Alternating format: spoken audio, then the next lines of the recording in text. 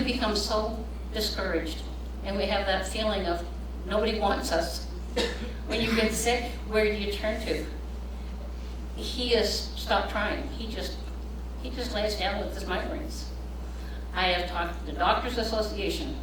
Oh, we'll help you, we'll help you. No, 3 years have passed and we still don't have a doctor.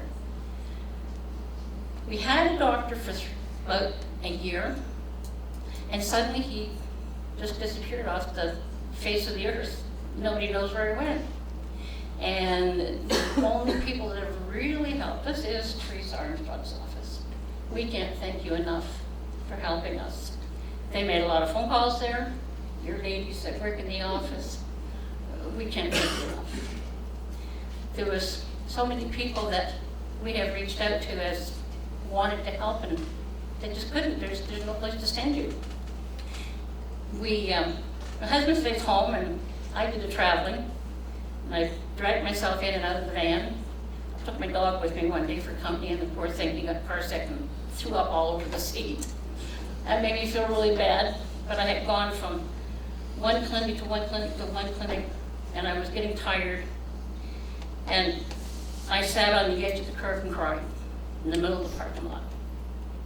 So the lady, there was a pharmacy there, and the lady came out of the pharmacy, and she says, oh, there is another clinic down the road. She gave me directions. She gave me the wrong directions, so I went the opposite direction, and I had to turn around and go back the other way. But when I went back the other way, I went in, and I said, I'd like to fill out an application for a doctor. She said, oh, sure. And I said, you know when they'll be calling us in? And she said, in about 6 months. 6 months? I said, I'll be dead by then, never mind. So I walked out. So then somebody said to me, oh, and this was months later, they gave the address of the clinic to go to, and I said, okay. I went and I looked. It was the clinic that said 6 months. So I went in and I said, can I fill out an application? Oh, no, we're full now. I said, that was only 3 weeks ago I was here. Well, we're taking patients now, but we're full, so we can't take you. Imagine, you feel so discouraged and unwanted. And when you get sick, you want a doctor that knows you. London has no doctors. It's a desperate situation.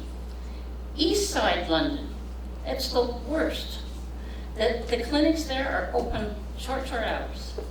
They don't know you from a hole in the ground. You can't talk to them because you don't know who they are.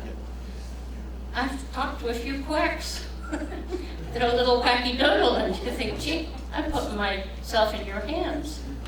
They can't give you anything for pain because they don't know you well enough, and some of the pain pills are narcotics. Walk-in doctors can't give you a narcotic. So what do? This is not a third world country. This is Ontario, Canada. Why is this happening? Why don't we have doctors? This is unacceptable. We are in a country that has up-to-date modern medicine, big, beautiful hospitals, and we don't have doctors. We had 2 where we came from, and there's nothing here in London. We need doctors desperately, not just for my husband and me, for hundreds of people that are going without doctors. Thank you for having me.